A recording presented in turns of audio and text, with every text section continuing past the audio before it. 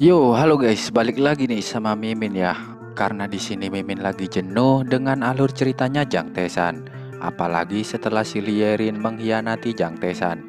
Jadi di sini Mimin ingin ngelanjutin lagi manhwa yang Mimin beri judul Menjadi Yang Terkuat.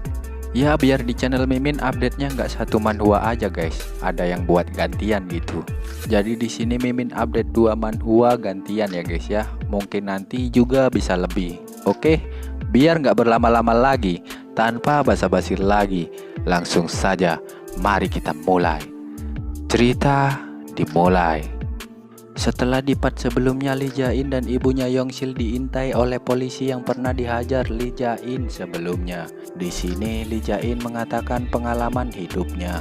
Hukum rimba, yang lemah menjadi makanan bagi yang kuat. Hukum alam yang berlaku pada semua makhluk hidup. Mereka semua mengerti hal itu sesaat mereka ada di dunia.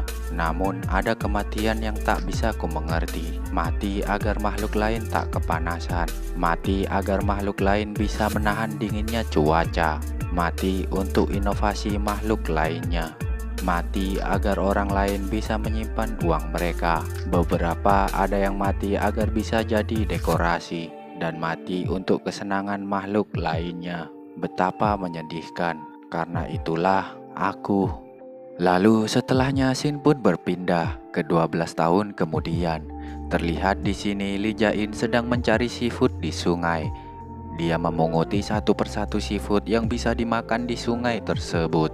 Dalam 12 tahun ini selama Lee Jae-in hidup sebagai manusia. Lee Jae-in akhirnya terbiasa dengan cara hidup manusia. Selama beberapa tahun lingkungan kami banyak berubah. Jalan-jalan semakin keras dan bangunan semakin tinggi. Yah, lingkungan di sekitar Lee Jae-in sekarang berubah. Saat berjalan ke rumah melewati jembatan, Lee Jae-in melihat ke arah pabrik yang sebelumnya nggak ada. Di sana pabrik itu mengeluarkan banyak asap dan limbah yang cukup banyak. Pabrik itu dibangun di sekitar sungai di depan rumah Lee Jae-in. Lee Jae-in pun sampai di rumah dan ternyata ibu Lee Jae-in di sini sedang terbaring sakit. Karena Lee Jae-in baru pertama kali merawat orang sakit, jadi dia nggak tahu harus gimana. Oke, sebelum kita lanjut, kita mundur dulu ke kejadian sebelum ibunya Lee Jae-in ini sakit. Terlihat di sini Lee Jae-in sedang mengunyah sesuatu, lalu dia pun memuntahkannya. Yongsil yang melihat itu pun mengatakan, "Kau memuntahkannya? Apa ada tulang?" Melihat makanan itu, Lee Jae-in pun mengatakan dalam hati, "Makanan yang ditolak oleh instingku." Yah, ternyata makanan ini beracun guys, karena terkontaminasi oleh limbah pabrik. Makanya tubuh Lee Jae-in menolaknya. Tapi karena si Yongsil tak tahu, dia pun menasehati anaknya Lee Jae-in karena membuang-buang makanan.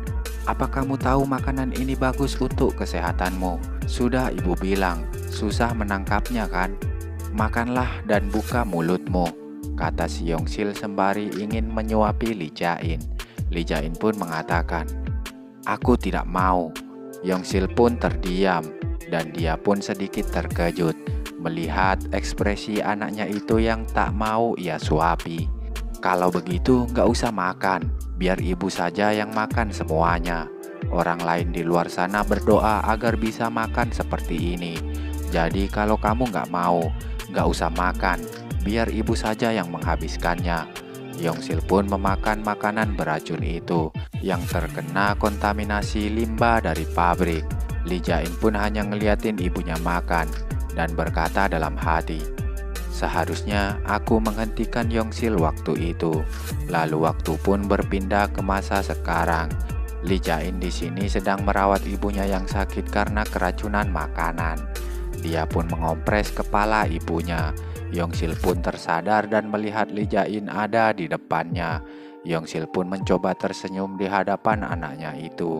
Lee Jae-in pun hanya menatap ibunya itu tanpa berkata apa-apa. Lalu dia pun hendak pergi. Melihat anaknya itu mau pergi, Yongsil pun menanyakan, "Apa kamu mau sekolah?" Lee Jae-in pun mengangguk, yang menandakan ia akan pergi ke sekolah. "Baiklah, semangat ya," kata Yongsil dengan mencoba tersenyum agar nggak kelihatan dia kesakitan. Li Jain sekali lagi hanya melihat tingkah ibunya itu tanpa berkata apa-apa. Kemudian, Sin pun berpindah di pasar. Ramai orang yang sedang berjualan barang mereka, dan juga banyak orang yang sedang membeli dan memilih-milih apa yang mereka ingin beli. Dan di sini juga ada seseorang yang sedang berjualan apel, dan itu adalah Li Jain. Dengan duduk manis di tengah lapaknya yang sepi itu, Li Jain berkata dalam hati, mereka menghancurkan segalanya untuk kenyamanan mereka sendiri, dan kenyamanan mereka itu membuat penderitaan bagi orang lain. Kenapa Yongsil yang harus menerima penderitaan tersebut? Lalu Li Jain pun melempar apelnya yang dia pegang ke keranjang, dan tiba-tiba ada seseorang yang mengatakan, "Sepertinya enak, berapa harganya?"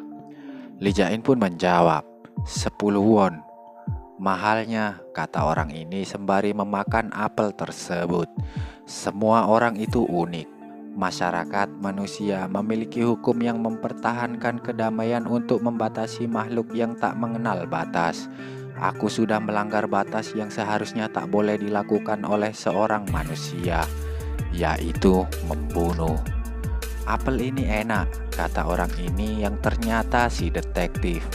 Si detektif pun mengatakan, "Aku berencana menemuimu lebih awal, tapi aku ingin melihatmu. Aku ingin melihat bagaimana seorang monster tumbuh dewasa. Biar kutanya satu hal, kenapa kau berpura-pura menjadi manusia?" tanya si detektif sembari bawahan si detektif yang cukup banyak muncul dari belakang dirinya. Li Jain pun hanya terdiam tak mengatakan sepatah kata pun. Si detektif pun mengatakan, "Masih tak mau bicara ya? Bawa dia," katanya. Orang-orang pun pada menonton melihat Li Jain sedang diborgol dan dikerumunin oleh banyak orang dewasa tak dikenal. Si detektif pun mengatakan, "Apa kau tak masalah dibawa seperti ini? Kau akan diperiksa perihal spionase." Seperti biasa, Li Jain hanya diam saja. Lalu detektif pun berkata lagi, "Kalau kau seorang mata-mata, maka ibumu juga seorang mata-mata. Kami sudah mengirim orang untuk menangkapnya," ucap si detektif dengan tersenyum jahat. Li Jain sedikit terkejut mendengarnya. Si detektif pun mengatakan, "Dia sepertinya sedang tidak dalam kondisi yang sehat. Aku penasaran bagaimana dia akan menahan pemeriksaannya nanti. Pemeriksaan mata-mata itu cukup keras loh." Sepertinya si detektif ini mencoba memancing kemarahan Li Jain. Benar saja, Li Jain jadi terpancing emosinya. Melihat hal itu, si detektif pun mengatakan, "Kalian berdua, mundur darinya. Kalian bisa mati nanti." "Apa? Mati? Memangnya ada apa dengan bocah ini?" tanya bawahan si detektif yang belum pernah merasakan kengerian Li Jain. Dan krek, kruak, duar, duar. Tanah di sekitar mereka pun retak-retak karena kekuatan Li Jain. Semua orang pada panik kecuali si detektif.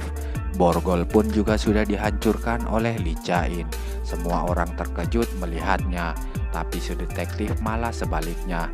Dia pun tersenyum dan set, dengan kecepatan kilat Li Jain pun berlari menuju ke arah rumahnya. Melihat kecepatan lari manusia bisa seperti itu, orang-orang pun mengatakan, "Bocah itu, bagaimana dia bisa berlari secepat itu? Apa-apaan itu?" Si detektif dengan santainya mengatakan, "Apa kalian tak mengerti?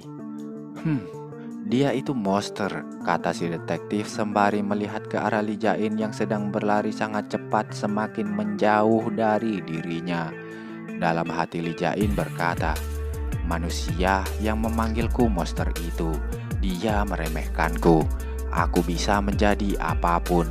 Dan begitulah hari itu aku memutuskan untuk menjadi bencana. Dan setelahnya Sin pun berpindah di tengah cuaca yang cerah. Dan di sini juga di tengah kepadatan kota Seoul, ada seseorang memakai jaket sedang berdiri di tengah keramaian kota yang banyak orang berlalu lalang. Dan ternyata dia adalah Li Jain.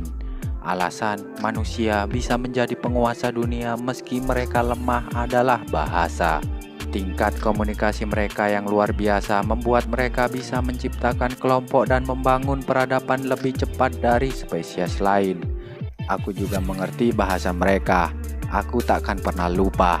Apakah ini berkah ataukah sebuah kutukan? Lalu Sin pun berpindah lagi ke Li Jain yang sedang berlari menuju ke rumahnya. Dia berlari sangat cepat dan melompat karena sangat terburu-buru. Li Jain di sini khawatir dengan kondisi ibunya karena perkataan si detektif sebelumnya. Lalu di sini Li Jain mencoba menambah kecepatannya. Diawali dari Li Jain mengeluarkan aura kebiru-biruan di kakinya sampai kakinya juga berurat-urat dan ceruas! Li Jain melesat dengan sangat cepat seakan-akan dia sedang terbang. Ya, mata yang serius karena penuh kekhawatiran dengan ibunya. Kemudian Sin pun berpindah di sebuah gedung yang Mimin tak tahu gedung apa ini. Dan ada seseorang yang sedang merokok di samping gedung tersebut. Tak selang lama orang yang sedang merokok ini didatangi seseorang. "Ada apa?" tanya si perokok pada orang tersebut. "Ah, aku cuman tadi melihatmu disuruh pergi oleh ketua." Si perokok terdiam sejenak. Lalu orang di sebelahnya ini berkata lagi, "Aku mengira hal ini juga aneh. Mana mungkin anak 12 tahun menjadi mata-mata. Dan juga dia menggerakkan orang sebanyak itu cuman untuk menangkap seorang bocah. Aku dengar dia memaksa semua itu dengan posisinya." "Aku tahu," jawab si perokok. "Kalau kau tahu, kenapa kau tak menghentikannya?" "Kenapa?" Lalu si perokok mengingat Li Jain di kejadian sebelumnya saat Li Jain sedang tersenyum setelah menumbangkan teman keribunya dulu. Si perokok pun tangannya gemetaran karena mengingat hal tersebut dan dia pun menjawab pertanyaan temannya tadi dengan tangan gemetaran. "Ya, itu karena aku ketakutan." Dan Sin pun berpindah lagi di rumah Li Jain. Dan para bawahan detektif sudah tepat berada di depan rumah Li Jain. "Ah, ini ya rumahnya. Ya, seharusnya di sini," kata mereka ini. Rumah Li Jain di sini dikepung oleh banyak orang anak buah si detektif. Karena alamat rumahnya sudah benar, salah satu dari mereka pun mengatakan, "Seret dia keluar." "Baik," jawab yang lain. Salah satu dari mereka ada yang berteriak ke rumah Li Jain, "Apa ada orang di dalam? Siapapun, apakah ada orang?" Dan di saat mereka sedang berteriak seperti itu, di depan rumah Li Jain terlihat bayangan seorang anak kecil di atas mereka yang seakan-akan sedang terbang, tapi sebenarnya dia melompat. Mereka semua tak menyadari kedatangan Li Jain dan masih fokus memanggil penghuni rumah. Dan tas! Sampailah Li Jain di belakang mereka. Mendengar suara yang begitu keras dari belakang mereka, mereka pun menoleh ke belakang. Dan mereka pun terkejut karena melihat seorang anak kecil yang entah dari mana. Tiba-tiba dia bisa muncul di belakang mereka dengan tatapan serius dan keringat yang bercucuran. Li Jain tak gentar sama sekali di hadapan orang-orang tersebut. Melihat Li Jain yang tiba-tiba muncul, mereka pun berkata, "Apa-apaan itu? Dari mana datangnya bocah itu?" "Oi, kau, apakah kau bocah yang tinggal di sini?" Li Jain mengangguk. Melihat dia hanya seorang bocah, orang ini pun berbisik, "Apa mungkin Pak Ketua membuat kesalahan? Lihat saja anak itu. Ya, kita tidak tahu sebelum memeriksanya. Untuk sekarang bawa saja dia. Baiklah. Oi bocah, ikut kami." Tatapan tajam mereka ini sempat membuat Li Jain ingin menghajar mereka. Tapi tiba-tiba Li Jain dikejutkan dengan suara pintu yang terbuka. Sret! Ya, itu adalah si Yongsil yang membuka pintu dengan susah payah. Yongsil pun bertanya, "Ah, ada apa?" Mereka semua pun melihat ke arah Yongsil yang baru saja keluar. Dan Li Jain masih saja terkejut melihat ibunya itu. Melihat ada Li Jain di tengah orang-orang tak jelas tersebut, Yongsil pun berkata, "Jain." Melihat kondisi Yongsil itu, pria ini pun mengatakan, "Itu pasti ibunya. Dia kelihatannya sedang sakit parah." Si rambut cemek ini pun menjawab, "Kita cuman mengikuti perintah, tangkap mereka berdua." "Baiklah, oi bocah, ikuti kami," kata pria ini. Melihat Li Jain yang akan dibawa entah kemana, Yongsil pun terkejut dan berkata, "Apa? Apa yang kau lakukan? Kenapa kalian menangkap anakku? Lepaskan dia." "Hah? Hah?" kata orang-orang itu sembari melirik ke arah Yongsil dengan tajam. Melihat mereka seperti itu dan merasa mereka tak akan melepaskan Li Jain, Yongsil pun berteriak, Tolong! Ada yang ingin menculik kami! Tolong! Hei Nona, apa yang kau lakukan? Lepaskan aku bajingan! Tolong!" Kenapa dia bisa berteriak sekencang itu saat tubuhnya seperti orang mati? Apa dia berakting? Dia pasti mata-mata. "Tolong! Seseorang tolong kami!" Li Jain yang melihat dan mendengar teriakan ibunya itu pun jadi sedikit terkejut. Semua di tengah Yongsil sedang berteriak ini, tiba-tiba, "Hei, diam kau!" Plak! "Diamlah dasar komunis brengsek!"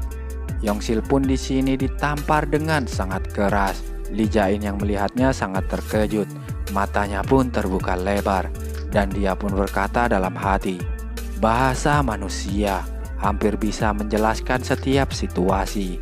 Aku merinding," kata Li Jain sembari menyaksikan ibunya terjatuh karena terkena tamparan yang cukup keras. Pria di samping Li Jain pun memperhatikan Li Jain, dan Li Jain berkata dalam hati, "Aku bisa merasakan amarah bergejolak dalam tubuhku." Dan krak, seperti biasa, tanah yang dibawa pijakan Li Jain pun mulai retak-retak. Dan saat itu, aku mengabaikan akal sehatku. Kriek! Li Jain pun sudah tak bisa lagi mengendalikan emosinya. Dia terlihat seperti orang yang sedang kesurupan. Lalu, duas! Pria di samping Li Jain tadi pun melayang ke atap rumah. Di sini Li Jain sangat marah. Dan duas! Satu orang lagi separuh badannya tenggelam ke tanah. Banyak darah menempel di tangan Li Jain. Ibu Li Jain atau si Yongsil yang melihat kejadian itu, dia pun terkejut sampai tak bisa berkata apa-apa melihat anaknya membantai banyak orang di hadapan dirinya. "Jain," kata Yongsil yang memanggil nama anaknya itu yang seperti sedang kesurupan.